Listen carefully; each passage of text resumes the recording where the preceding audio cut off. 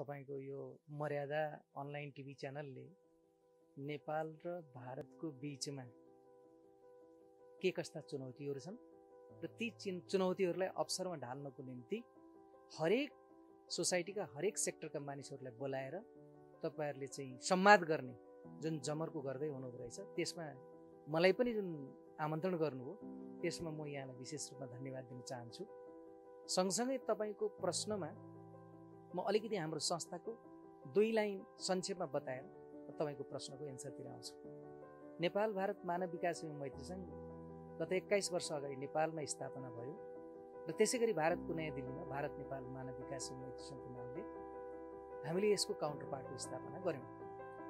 र यो किन गठन भएको थियो, केको निम्ति थियो भन्दाखेरि यसले track two diplomacy, people to people, जुन नेपाल र भारत बीचको सदियौंदेखिको जनस्तरको जुन सुमधुर सम्बन्ध छ, अझ यसलाई कसरी प्रगाढतामा लान सकिन्छ, अझ कसरी मजबुत बनाउन सकिन्छ भन्ने ध्येयले यसको खास गरी स्थापना भएको। त्यसै क्रममा हामीले अर्को कुरा पनि के भन्दाखेरि ह्युमन डेभलपमेन्टको कुरा जोडेका छौँ। यो संस्थाको बीचमा नेपाल भारत मैत्री संघको बीचमा मानव विकास पनि भएको हुनाले हामीले जबसम्म हामी दुईटा राष्ट्र विन विन रूपमा विकसित हुन सक्दैनौँ र हामी एकले अर्कोलाई सम्मान गर्दै म्युचुअल कोअपरेसनको अवधारणालाई अपनाउँदै हामी जब अगाडि बढ्न सक्दैनौँ, हामी वास्तवमा पछाडि पर्छौँ र एउटा देश धनी हुँदै जाने, एउटा गरिब भयो भने पनि त्यसले इम्प्याक्ट चाहिँ अर्को कन्ट्री, त्यो धनी हुँदै गरेको देशलाई पनि गर्छ भन्ने हिसाबले मानव विकासको समेत कुरो राखेर हामीले यो संस्थाको स्थापना गरेका हौँ। र त्यही क्रममा हामी जब स्थापना गरिसकेपछि नेपालमा ट्र्याक 1 डिप्लोमेसीमा काम गर्ने सरकारी संयन्त्र चाहे भारतीय दूतावासको कुरा गर्नुहोस्, त्यसै गरी भारतमा जुन नेपाली दूतावासको कुरा गर्नुहोस्, यहाँ भारतीय राजदूत जब नेपालमा आगमन हुन्थ्यो, नयाँ राजदूतको आगमन हुन्थ्यो, हामी हाम्रो काउन्टरपार्टले उहाँलाई वेलकम रिसेप्सन दिन्थ्यौँ। त्यसै गरी पहिलोपल्ट भारतमा त्यसको सुरुवात भारत नेपाल मानव विकास एवं मैत्री संघले स्थापना काल पश्चातै सुरु गरेको थियो, जसमा डाक्टर दुर्गेशमान राजदूत भएर जाँदा हामीले राज्यसभा सांसद निर्मला देशपाण्डेको प्राङ्गणमा कयौं त्यस्ता डिप्लोमेट्सहरू जो रिटायर हुन् या थिङ्क ट्याङ्कहरू हुन्, जर्नलिस्ट हुन्, विभिन्न अल पोलिटिकल पार्टीका प्रतिनिधिहरू, उहाँहरूलाई समेत बोलाएर डाक्टर दुर्गेशमानको सम्मान गर्ने कामहरू त्यहाँ सुरुवात भयो। र मलाई लाग्यो वास्तवमा एकले अर्कोलाई सम्मान गर्दै हामी हाम्रो अभियानमा अगाडि बढ्नुपर्छ भन्ने दिशामा नेपाल भारत मानव विकास एवं मैत्री संघको काउन्टर पार्ट भारत नेपाल मानव विकास एवं मैत्री संघले त्यस बेला भारत भ्रमणमा चाहे त्यति बेलाका नेपाली कांग्रेसका कृष्ण प्रसाद भट्टराई प्रधानमन्त्री हुँदा होस् या प्रधानमन्त्री गिरिजा प्रसाद कोइराला प्रधानमन्त्री भएर भारत भ्रमणमा जाँदा होस्, उहाँहरूको सम्मानमा इन्डिया इन्टरनेसनल सेन्टरमा, हेबिटेट सेन्टरमा हामीले एउटा हाम्रो काउन्टर पार्टले रिसेप्सन दियो। मलाई के लाग्यो भने अब साँच्चीकै त्यो सुमधुर सम्बन्धमा एउटा नयाँ आयाम थपियो, यो अर्गनाइजेसनले त्यो काम गर्न सक्यो, हामीलाई गर्व लागेको थियो र गर्व अहिले पनि छ। तर बीचमा जब नेपालको अवस्था एक प्रकारले अन्धकारमय हुँदै गइरहेको थियो, जब माओवादीको जनयुद्ध यहाँ सुरु हुन थाल्यो र नेपालमा सुरक्षाको सवालमा धेरै प्रश्नहरू आए र माओवादीले आफ्नो जनयुद्धलाई सशस्त्र विद्रोहको नाम दिएर जुन अगाडि बढ्यो, त्यसले कहीँ न कहीँ नेपाललाई अशान्त बनाएकै थियो। र सँगसँगै भारतमा जसले विश्वको निम्ति पिसको निम्ति काम गर्नुहुने हाम्रो काउन्टर पार्ट संस्थापिका भारतमा निर्मला देशपाण्डे राज्यसभा सांसद जो आज हुनुहुन्न हाम्रो माझमा, उहाँले नेपालको पिसको निम्ति नेपाल भारत मानव विकास एवं मैत्री संघ र भारत नेपाल मानव विकास एवं मैत्री संघले काम गरौँ, नेकपा माओवादीलाई मेन स्ट्रिममा ल्याएर नेपालमा शान्ति बहाल गराउनको निम्ति भूमिका गरौँ भन्ने किसिमको प्रस्ताव हामीले राख्नुभयो। र त्यही प्रस्ताव मुताबिक पहिलोपल्ट हामीले भारतको नयाँ दिल्लीको राजघाटमा, जहाँ गान्धीको समाधि स्थल थियो, त्यहाँ सबै धर्मगुरुहरूलाई समेटेर लगभग 1000 भन्दा बढीको जनसङ्ख्यामा त्यहाँ भारतीय विभिन्न सेक्टरका व्यक्तित्वहरूलाई निमन्त्रण गरेर हामीले शान्ति प्रार्थना प्रेयर मिटिङबाट हामीले सुरु गर्यौँ। त्यही क्रममा अगाडि बढ्ने क्रममा बढ्दै जाँदा माओवादीहरूसँग जुन एक खालको चाहिँ सम्पर्क पनि बन्यो, जसमा सेतुको भूमिकामा म पनि अगाडि आएँ। र मैले जब माओवादीहरूसँग हाम्रो इन्टरनल रूपमा जुन कुराहरू हुँदै आए, गर्दै आइयो, र त्यसमा एक सूत्री कार्यक्रम थियो। निर्मला देशपाण्डे यस्तो व्यक्तित्व हुनुहुन्थ्यो जसले भारतमा भूदान आन्दोलन चलाए। जो भूदान आन्दोलनमा सक्रिय रहेकी निर्मला देशपाण्डे, त्यसको उद्देश्य भारतमा के थियो भन्दाखेरि जमिनदारहरूबाट जोसँग जमिन छैन त्यसलाई जमिनदारबाट लिएर उनीहरूलाई चाहिँ दिलाउने काम उहाँले शान्तिपूर्ण रूपमा उहाँहरूले गर्नुभयो। त्यसकारण त्यही कुरो यहाँ सशस्त्र विद्रोह गर्नेहरूले पनि त्यही कुरो भनेका थिए, तर बाटो फरक थियो। निर्मला देशपाण्डेको सोचाइ के थियो? शान्तिपूर्ण रूपबाट पनि यो सक्सेस हुन सक्छ भन्ने उहाँको भनाइ थियो भने माओवादीको जमिनदारहरूबाट जमिन नभएकाहरूलाई जमिन दिने, घर नभएकाहरूलाई घर दिने र उनीहरूको चाहिँ जुन जीवनयापन चल्न सकेको छैन उनीहरूलाई त्यो किसिमको वातावरण बनाउने भनेर सबैलाई उहाँहरूले आफ्नो आन्दोलनमा बढीभन्दा बढी सक्रिय गराउँदै लानुभयो, जसको कारणले हजारौँ मान्छेहरू मरिसकेका थिए। लगभग 17,000 मान्छेहरू मरिसकेको अवस्था थियो। त्यसमा भारतको संस्थापन पक्ष, त्यस बेलाको संस्थापन पक्षलाई कन्भिन्स गर्ने सवालमा पनि निर्मला देशपाण्डेको भाइटल रोल रहेको थियो। मलाई अहिले पनि याद छ कि हामी जुन शान्ति प्रक्रियामा माओवादी आउनुभन्दा अगाडिको कुरालाई एकछिन यहाँ बिर्सौँ। शान्ति प्रक्रियामा जब उहाँहरू आउनुभयो, मैले पहिलोपल्ट निर्मला देशपाण्डेलाई नेपालमा बोलाएर हामीले त्यस बेला त्यस पार्टीका नेकपा माओवादीको वरिष्ठ नेता कृष्णबहादुर महरासँग कहीँ एउटा गोप्य स्थानमा हामीले भेटवार्ता गरेका थियौँ। त्यसको निम्ति मैले काठमाडौँमा नेपाल भारत मानव विकास मैत्री सङ्घको कार्यक्रम राखेको थिएँ होटल सोल्टीमा। र हामी बिहानै सबेरै लगभग मानिसहरूले देख्ने अवस्था नहुँदै हामी कृष्णबहादुर महरा र निर्मला देशपाण्डेको मिटिङ अर्थात् वार्ता गर्न हामी कहीँ पुगेका थियौँ।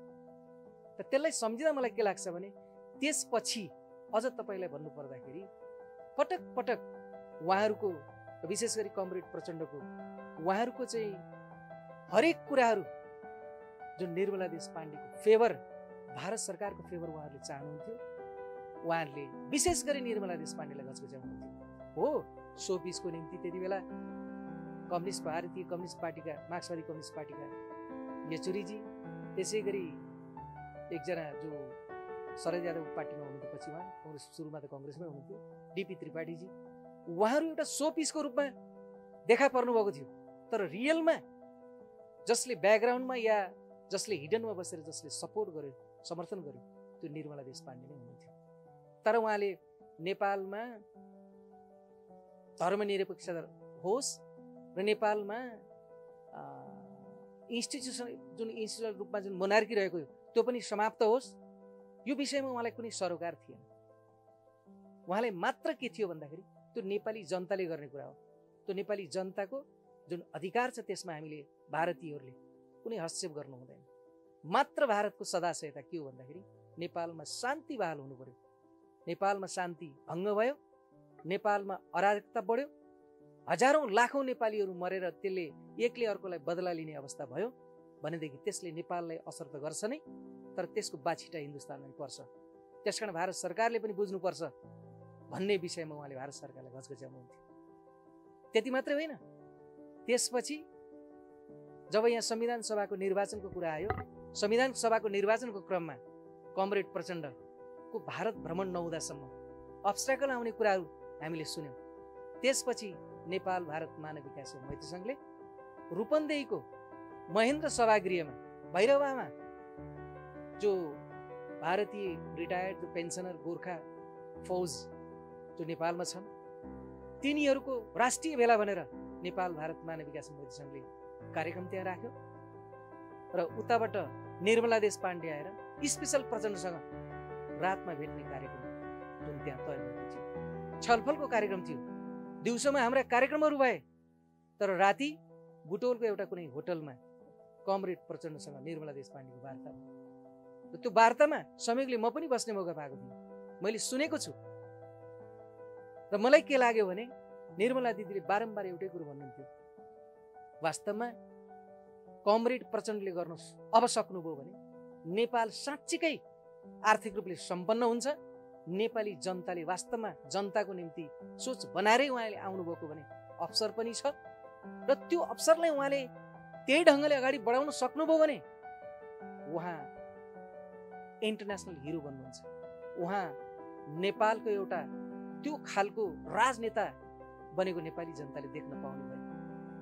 मलाई भन्नुहुन्थ्यो, सूर्य भुषालजी साँच्चीकै यो होला है, यो बन्न सक्ला है भन्ने समेत कुराहरू त्यत्रो उहाँले आशा र अपेक्षा राख्नुभएको थियो। तर कहीँ न कहीँ अहिले आएर हेर्दा आजसम्म हामी आइपुग्दाखेरि हामीले सोचेको जुन कुराहरू थियो त्यो सोचाइमा खरो रूपमा उहाँहरू चाहिँ आउन नसकेको अहिले हामीले देखेका छौँ। उहाँलाई के त्यस्तो पर्यो, किन त्यस्तो भयो? उहाँ सत्तामा आउनुभयो, प्रधानमन्त्री बन्नुभयो, उहाँले शासन चलाउनु भयो, के कति कारणले उहाँले त्यो जे जति कामहरू गर्छु भनेर जुन माओवादीहरूलाई सशक्त द्वन्द्वमा होम्नु भएको थियो, के कति कारणले गर्न सक्नु भएन? उहाँलाई के कति कारणले गर्दाखेरि त्यो अवस्थाबाट उहाँ वञ्चित हुनुभयो? साँच्चीकै मलाई पनि एक प्रकारले दुःख लागेर आउँछ। अब यो गर्न नदिए भन्ने सवालमा उहाँको मुखबाट हामीले अहिलेसम्म केही सुनेको छैन। तर राजनेता त्यो हो, हामीले विश्वबाट सिकेका छौँ नि, विश्वबाट देखेका छौँ नि। राजनेता त्यो हो जस्तो एक्जाम्पलको रूपमा तपाईँले महात्मा गान्धीले भारतको जुन अङ्ग्रेजहरू हटाउने सवालमा, हुन त भारतमा कयौँ त्यस्ता व्यक्तित्वहरू, फ्रिडम फाइटरहरू थिए जसका धेरै आफ्नै योगदानहरू छन्। तर एउटा यस्तो व्यक्ति जसले, गान्धीजीले आफ्नो जीवन नै त्यो ढङ्गले समर्पित गर्नुभयो, जसको कारणले उहाँले गोली खाएर पनि मर्नुभयो। तर भारत आजाद गराउने कुरामा कोही न कोही सिनमा सिङ्गल पर्सन त देखा पर्नै पर्छ। त्यसकारण मलाई के लाग्दैन भने त्यो हिजोको जुन प्रचण्ड, जसले नेपाल बनाउँछु भनेर आएको प्रचण्ड, कहीँ न कहीँ त्यो उहाँको अनुहारमा अहिले त्यो कता कता हामीले नपाइरहेको अवस्था देखेका छौँ। जुन उम्मिद गरेका थियौँ, जुन कारणले निर्मला देशपाण्डेले जुन सहयोग र सपोर्ट, भारतीय सदाशयता देखाउने कुरामा जुन लबिङ गर्नुभएको थियो, त्यो मलाई आज साह्रै राम्रोसँग नमिठो रूपमा फर्किएको छ। नेपाल र भारत बीचको सम्बन्ध सरकारदेखि सरकारसम्म, नागरिकदेखि नागरिकसम्म, व्यवसायदेखि व्यवसायसम्म, राष्ट्रिय जीवनमा ख्याति कमाएकादेखि राष्ट्रिय जीवनमा ख्याति कमाएकासम्म, यी सबैलाई नजिकबाट 2 दशकभन्दा बढीदेखि निहालिरहनु भएको छ। खासमा यो चुनौती मात्रै छ कि अवसर पनि छ? हेर्नुहोस्, भारत हाम्रो छिमेकी मुलुक, दक्षिणतिर त्यसै गरी उत्तरतिर चाइना, त्यस्तो बिचमा हामी छौँ। अघि मैले तपाईँलाई भन्दै गर्दा वास्तवमा निर्मला देशपाण्डेले जुन देख्नु भएको थियो, हामी त जलपाइगुडी जेलमा सीपी गजुरेल र मोहन वैद्यलाई भेट्न पनि गयौँ। भारतीय जेलबाट कयौँ माओवादीका नेताहरूलाई छुटाउने क्रममा पनि हामीले भूमिका खेल्यौँ। के को निम्ति खेलेका थियौँ, किन खेलेका थियौँ भने समृद्धशाली नेपाल र जो पिछडिएको वर्ग छ त्यो अगाडि उठाउनको निम्ति, एउटा समावेशी नेपाल, त्यसको निम्ति हामीले भूमिका गरेका थियौँ। मलाई तपाईँले जुन प्रश्न गर्नुभयो त्यो प्रश्नमा वास्तवमा भारतसँग चुनौतीका कुराहरू गर्दाखेरि 2-3 प्रकारले हेर्नुपर्छ। एउटा त ब्रिटिस कालदेखिकै विरासतमा आएको समस्या छ, जसलाई हामी सीमा विवाद भन्छौँ या सीमा समस्या भन्छौँ। त्यो ब्रिटिस कालमा आएको, सुगौली सन्धि पश्चात आएको, सुगौली सन्धि सँगसँगै आएको र त्यसै गरी भारतसँग पनि अहिले पछिल्लो कालमा आएर हामीले ट्रेडका कुराहरूमा, त्यसै गरी हामीले जुन हाम्रा उत्पादित सामानहरूलाई भारत बजारमा सहज पहुँच गराउने सवालमा धेरै यस्ता चिजहरू छन् जसलाई हामीले राज्यले चाहँदाखेरि, राज्यले त्यो किसिमको लबिङ गरेको खण्डमा यो कुनै समस्या होइन। म त वास्तवमा नेपाल र भारतको बिचमा नेपाली नेताहरू जसले 7 सालको राणा हटाउनु होस् राजा त्रिभुवनको टाइम, र त्यसै गरी 46-47 सालको आन्दोलनको कुरा गर्नुहोस्, त्यसै गरी 62-63 आन्दोलनको कुरा गर्नुहोस्, राजनैतिक प्रणाली, नेपालको राजनीतिक प्रणाली परिवर्तन गर्नु हामीले भारतबाट सदाशयता लिन सफल भयौँ। तर त्यसै गरी भारतसँग हामीले हाम्रो आर्थिक विकासको निम्ति समुन्नत नेपाल बनाउनको निम्ति त्यो खालको सदाशयता कहीँ प्राप्त गर्न किन सकेनौँ? मेरो पनि मनमा यो क्वेसन उठिरहन्छ। त्यसकारण हामीले हेर्नुहोस्, वीर र पराक्रमी बुद्धिमान त्यही हो जसले हर चुनौतीलाई अवसरमा बदल्छ। त्यही अवसरमा बदल्नको निम्ति नेपाल र भारतका बीचमा के हडलहरू छन् त्यो अहिले तपाईँ हामी यो हाफ एन आवरको प्रोग्राममा त्यसलाई बुनागत रूपमा भन्न थाल्यौँ भने त्यो असम्भव हुन्छ। तर म के भने त्यसलाई एउटा अलिकति हिजो हामीले, म एक्जाम्पल तपाईँलाई दिन चाहन्छु। हिजो हामीले बङ्गलादेश जाने बाटो, फुलबारी बङ्गलादेश बाटो, जुन बाटो सर्टेस्ट रुट हो बङ्गलादेश जाने बाटो, त्यो बाटो भारतसँग हामीले पाएनौँ भने हामीले कलेजमा, हामीले सडकमा चक्का जाम गर्नेदेखि लिएर भारतको उचित काट्यो।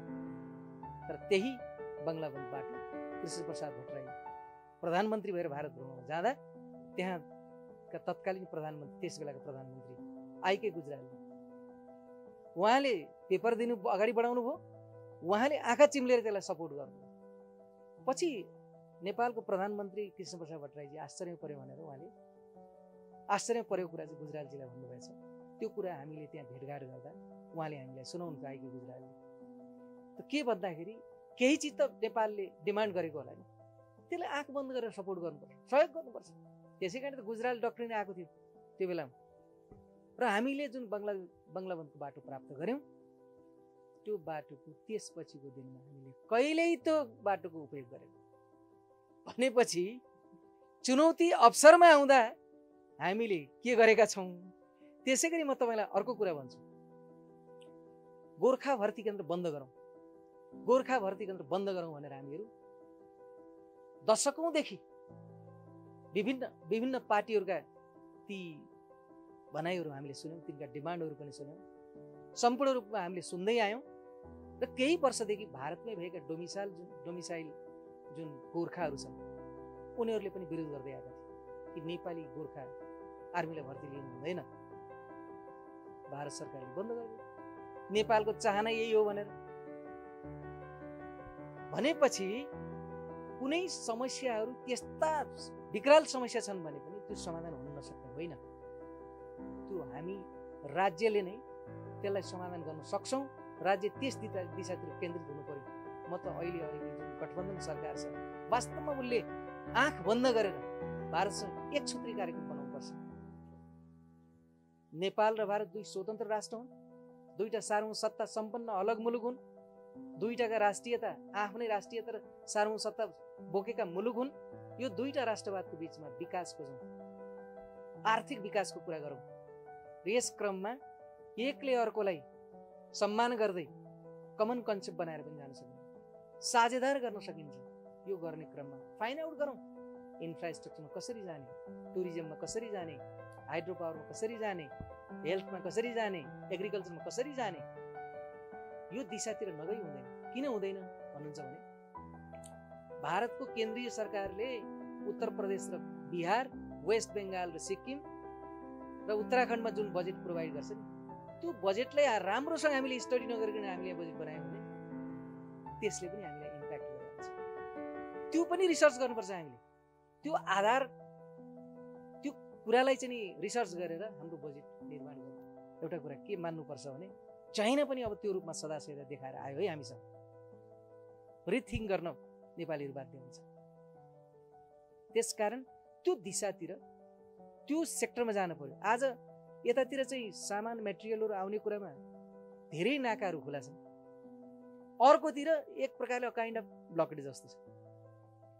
अनि हामी समान व्यवहारको आशा राख्छौँ, समान व्यवहारको हामीले कुरा गर्छौँ। हो, सोभरेन्टीको सवालमा सिन्सियर र सेन्सिटिभ हुनु जरुरी छ, तर आर्थिक विकास गर्ने सवालमा पनि सुरक्षाको म्याटरलाई ध्यान पनि दिनुपर्छ। र यो संसारले आज त्यही आधारमा डेभलपमेन्टमा खर्च गरिरहेको छ। बिना सेक्युरिटीको आधार डेभलपमेन्टमा खर्च गर्दैन। यति हुँदाहुँदै पनि कि हामीले के बुझ्नु पर्यो भने हिजो जब भारतमा गरिबी हुँदा हामीलाई त्यति बेला मान्छेहरूले भोकमरी गरिबीले मान्छे मर्थे भारतमा। त्यो स्थितिमा नेपालमा क्वेटर कन्ट्रोलको निम्ति गलगाड कन्ट्रोल गर्नु पर्यो भन्ने दिशामा आयोडिनयुक्त नुनको लागि सब्सिडी दिन्थ्यो, उपलब्ध गराउँथ्यो। त्यो ग्रान्ट उपलब्ध गराउँदै आयो भने समृद्ध बनेर पैसा प्रशस्त भएर मद्दत गर्ने एउटा पार्टी। त्यहाँनिर कहीँ न कहीँ हामी दुईटाको जुन मित्रवत व्यवहार छ त्यो कारण हो। त्यसकारण त्यसैमा टेकेर राष्ट्रियता र सार्वभौमसत्तालाई केन्द्रबिन्दुमा राखेर हामी नेपालले नेपालको, भारतले भारतको। यसमा स्पष्ट कुरा छ। कुनै हेर्नुहोस्, यो कुरा के छ भने राष्ट्रियता भनेको तपाईँले कुनै कन्ट्रीमाथि उछित्तो काटेर त्यसको घनघोर विरोध गरेर नेपाल धनी हुन्छ यो परिकल्पना नगर्नुहोस्। बुद्धिमानी पूर्वक चाहिँ उसलाई उपयोग गर्न सक्नुभयो नेपालको उन्नतिको निम्ति, नेपालको आर्थिक विकासको निम्ति। यो दिशातिर सोच्नुपर्छ। धन्यवाद तपाईँको अनलाइन टिभीलाई। त्यसकारण आज म तपाईँलाई यो मर्यादा टिभी अनलाइन टिभीलाई म के भन्न चाहन्छु भने हामीले पहिला सेक्टरको फाइन्ड आउट गर्नु पर्यो। त्यो सेक्टरको फाइन्ड आउट गरेर अनि भारतसँग चाहिँ हामीले हाम्रा कुरा खरो रूपमा गर्नु पर्यो। तपाईँसँग हाम्रा कुरा यी हुन्, हाम्रा यी समस्या छन्, तपाईँले चाह्यो भने हामीलाई यो ढङ्गले मद्दत गर्न सक्नुहुन्छ। र तपाईँ जसरी विकासको तपाईँको जुन भाका अहिले दौडिरहेको छ त्यो विकासको भाकालाई, भारतको विकासको लयलाई हामीले पक्रिनु सक्नु पर्यो। आज हेर्नुहोस् त, रोडकै कुरा गर्नुहोस्, इक्जाम्पल गरौँ भारतको। उनले सन् 2026सम्म भारतको एक्सप्रेस हाइवेलाई युरोपियन स्ट्यान्डर्डमा बनाउने भनिरहेको छ। त्यही अनुसार प्रत्येक दिन 38 किलोमिटर बाटो निर्माण गरिरहेको छ भने हामी कहाँ छौँ भने तपाईँलाई इक्जाम्पल एउटा विषय प्रसङ्गभन्दा अलिकति बाहिर लगेँ मैले, हाइड्रो पावरमा। र हामी हाइड्रो पावरको कुरा गर्दै गर्दा हामीले जुन भारतसँग अहिले लगभग 410 या 20 मेगावाट किनिरहेका छौँ। हामीसँग 900 समथिङ 20 कति मेगावाट चाहिँ हाम्रो जेनेरेट भएको छ। त त्यसलाई हेर्दाखेरि अहिले हामीसँग भएको बिजुलीले हामीलाई पुर्याइरहेको छ भनिरहेको छ। र हामीसँग 3-4-5 हजार मेगावाट बिजुलीहरू जेनेरेट लाइनमा छन्। इभन पिपिए त 2 वर्षदेखि भएकै छैन।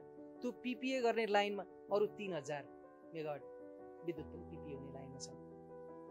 त त्यो बिजुली कहाँ बेच्ने र त्यसलाई नेपालभित्रै खपत कसरी गर्ने, हामीसँग त्यो योजनाहरू त्यही ढङ्गले बन्नु पर्यो।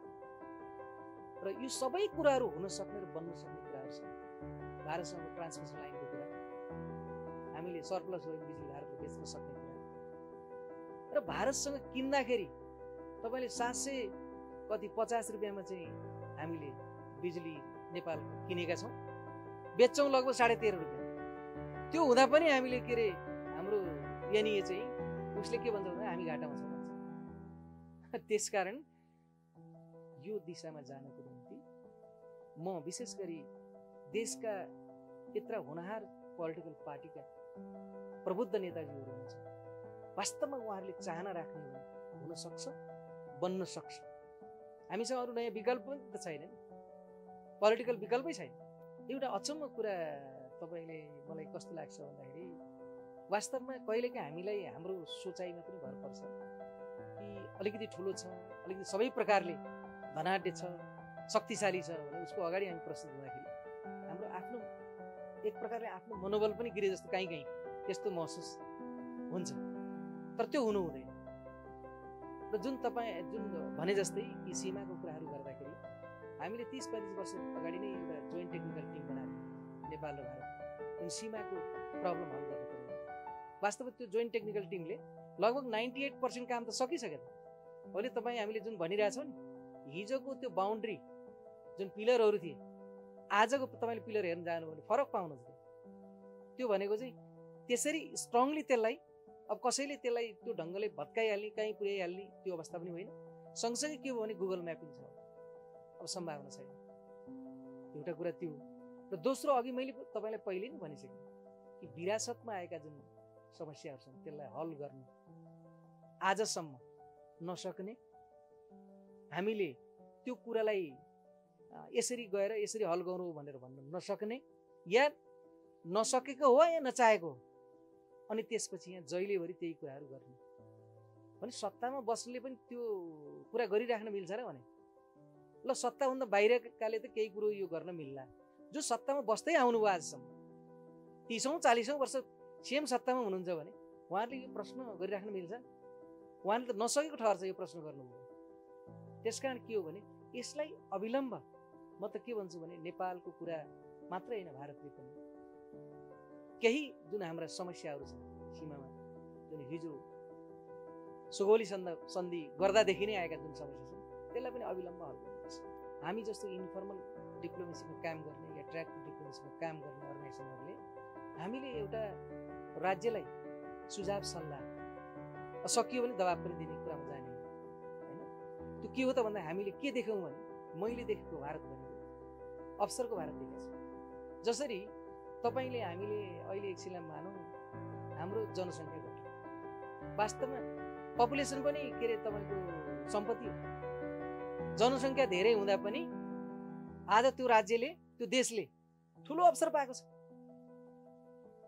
त्यसकारण भारतबाट मैले अवसर यति देखेको छु, यति अवसर छ, मात्र नेपालको नेताहरूले 1-to-1 नेसनको कुरा गर्नु पर्यो।